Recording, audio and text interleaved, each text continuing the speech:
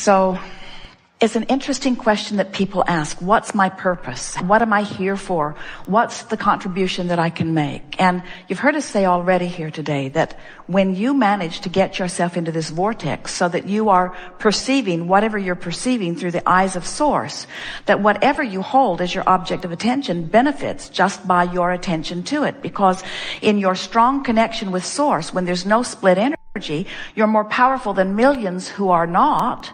When you are in this vortex, you're more powerful than millions outside of it.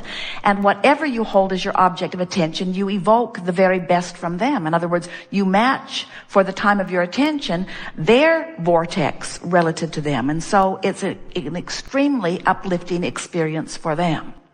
As long as you are living, and you always are, there's always this constant expansion and your exhilarating experience of getting to get up to speed with that furthest, most expanded place. And that is the purpose of life. We would go so far as to say the purpose of life is closing the gap, because the purpose of life is joy, and that's where that exhilaration comes from. Now stay with us just for a minute. Those of you who have been with us for a while, this is going to take you to a new place of understanding. So contrast causes me to ask for something that I don't have. I beat the drum of not having it, which causes me to ask and ask and ask. Law of attraction assembles it. And now I pay attention to how I feel, do some focus wheels, come into alignment with it, and get up to speed with what I've asked for. The most exhilarating part of life is from that moment that you approach the edge of your vortex. Now we want to tell you, the edge of the vortex, someone says, is it really as defined as you are making it out to be, Abraham? And we say, of course it is not as clearly defined, but it helps to define it in the way that we are defining it. We talked about that emotional scale for a while, and on that emotional scale where despair is on one end, where you feel disempowered, and joy and appreciation are on the other, where you feel empowered, true empowerment and freedom. So there is disempowerment and there is fear right down there together, and then there is anger or revenge, and then less anger, and then overwhelmment, and then frustration, and then hopefulness, and then belief, and then knowing. This vortex edge is right there between belief and hope. So when you get into the vicinity of hope, now you are on the brink of your vortex, and the joy of life that you all seek, that everyone you know seeks, is that feeling of exhilaration of getting into that range of hope and feeling the vortex then take you in to belief and knowing and manifestation. In other words, that's the woo feeling of your physical life experience. That is where the joy factor truly, truly is.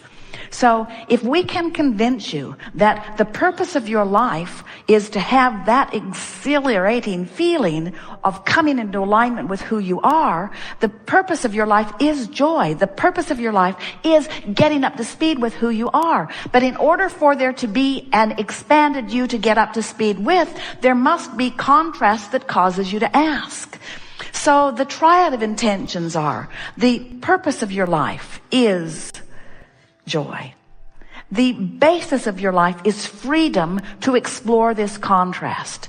And then the result of all of that will be that expansion. So whether we say the purpose of your life is expansion or freedom or joy, they are all equal components of this triad of intentions that you held and understood prior to your emergence as you came forth.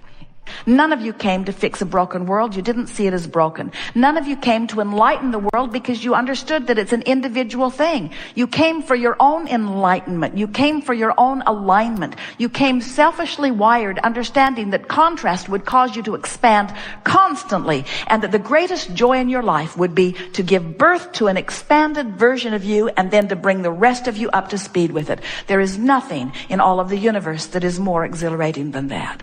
And you say, and what's my purpose? And we say, your purpose is the inevitable expansion which you cannot avoid. But your deliberate intention was to come forth and experience the joy of that inevitable expansion. And that's what we mean by being in the vortex. It means to be physically focused, to be managing your contrast in such a way that you can have closed this gap and be offering only one vibration, the vibration that connects with everything that you are and everything that you've asked for, with an absence of resistance happening. That's what being in the vortex is. Do you know that almost all of politics is outside the vortex? All religion is outside the vortex. You go to a family reunion, it's outside the vortex, outside the vortex, outside the vortex. Well, what can we do about this? And how can we fix that? And what's wrong with that? And well, that happened way back then. And do you remember when that happened? And I saw that coming. And what did she say about it? And what did he say about it? Well, you know, it was her first husband that started that. Before you just kill me now, you can never ever sort that stuff out. But all of that contrasting stuff, all of it is the fodder that helps you to ask and ask and ask and ask. And when you have the clarity to say, I don't need to stir it up. Esther will say to Jerry, I just want to talk about this just a little more, just for a point of clarity. And Jerry will say, please let clarity come soon.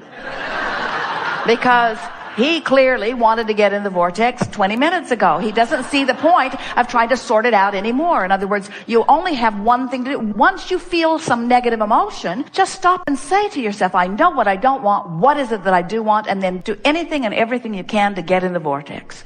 And once in there, the manifestations will be your indicators of your shift in vibration. And that is your reason for being. We're eager to talk with you about anything that is important to you. It is our desire to coax you into the vortex on whatever the subject is.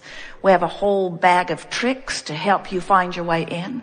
But most of all, we want you to know that once you understand these two vibrational aspects of you, you're now going to understand everything that you've ever lived or everything that anybody else is living. In other words, there are no mysteries once you understand the laws of the universe.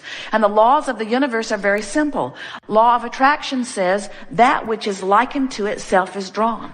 So in this non-physical vortex, everything vibrational that is likened to your desire has already been assembled. That's why we can look into your vortex of creation and let you know it is absolute that what you want is done. The expanded, evolved version of you is vibrationally completed.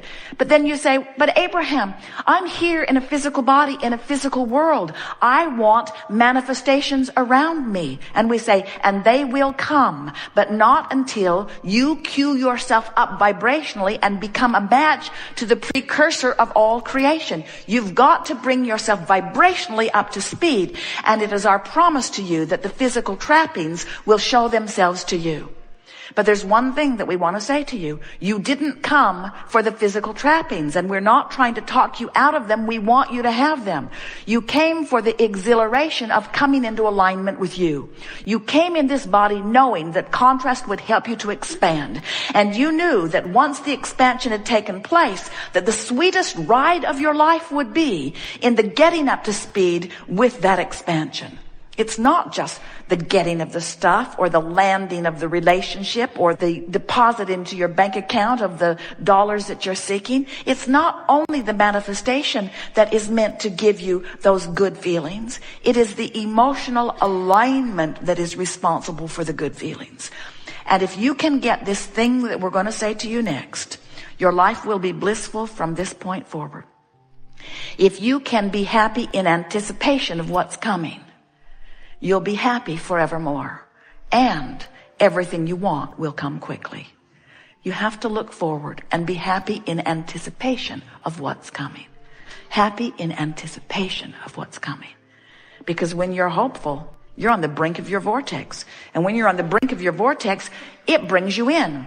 Frequently. And when you get in there, you have full sight. When you get into the vortex, vibrationally speaking, when you are up to speed and in that vortex, that's when you start rendezvousing with the things that really matter. That's when meaningful things start happening. That's when the speed of life picks up. That's when you feel vital and alive and frisky. That's when your feeling of passion comes over you. That's when you begin living exactly as you knew you would when you came. You did not come forth to suffer. You did come forth to sift contrast, but it was your plan to launch the rocket, then turn your attention to the idea in anticipation of the receiving of the desire and ride that joyful wave to its completion. And you knew that there would always be another platform and another set of contrasting experiences and another rocket. We are eager to talk with you about anything that is important to you. There is nothing that is off limits. Don't be surprised if we do not encourage very much of your out of the vortex conversation. But we do appreciate and acknowledge the value of some of that out of the vortex conversation. Step 1 is sifting through contrast. It's when you ask. Step 2 is source answers. That's this vortex of creation we're talking about. Step 3 is you got to get in the vortex. That's what the art of allowing is. So, very good unfolding here. A little slow going, but don't you now know more about the vortex than you've ever known? Don't you understand your relationship with it? Don't you know what your dominant priority is? Don't you understand your guidance system better? Don't you want to think the thoughts that feel better? Aren't you willing to be nicer to yourself when you're not in the vortex? Aren't you willing to let everybody else off the hook who hasn't been trying that hard to make you feel good? Aren't you ready to take responsibility for how you feel? Don't you sort of feel empowered to do it? Don't you love the feeling of being out of the vortex and then consciously, deliberately focusing yourself in? Don't you love coming into your own power? Don't you really like knowing that the universe has your back, that everything that you want's all queued up for you and it's just a matter of focusing yourself into it? Don't you now, from inside the vortex, appreciate more of those outside the vortex contrasting experiences that have caused you to expand? Don't you like knowing that you will constantly expand? Don't you like knowing that it's going to be a constant tuning up? Don't you like that it's going to be a constant tuning up? Don't you like that it's going to be a constant tuning up? Well, that's the part you don't like so much, because you keep thinking you want to get in the vortex and get it done and live happily ever after. And we want you to hear something that is hard to hear, but it is so, so true. And that is, it's getting into the vortex that is the rush of life. Just like when you're hungry and you eat something, it tastes better than when you've been eating all day long. When you're out of the vortex and then you work your way in, that's that zest. That's that feeling. That's that feeling of motion forward, you see. You just don't want to make a career out of step 1. You want to make a career out of step 3, which is moving into the vortex, into the vortex.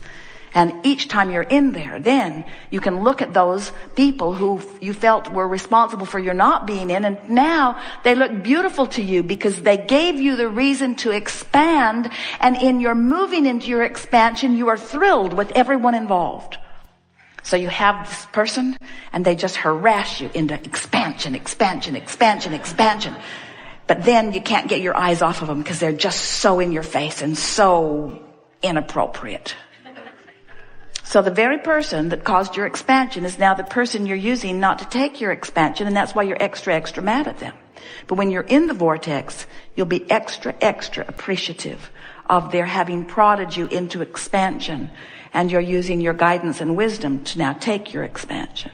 There's still a little bit of, oh, Abraham, just get me in the vortex. Let me just get in the vortex. I'm tired of not being in the vortex. I just want to get in the vortex where good things can start happening to me. And we say, get in the vortex and good things will start happening to you. It is law.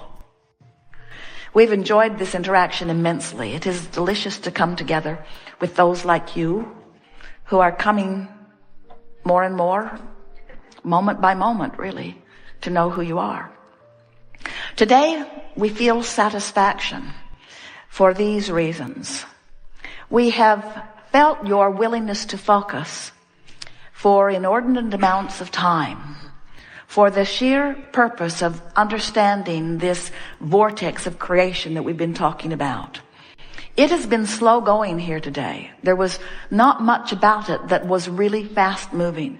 But in the process of that, what has been activated within each of you is an understanding, most importantly, of your ability, if you want to, under any circumstances, to become a vibrational match to the vibrational reality that precedes your manifestations. If you can leave here today understanding the relationship between who you really are and who you're being, and if you can leave here today with a new, resourced attitude about wanting more than anything else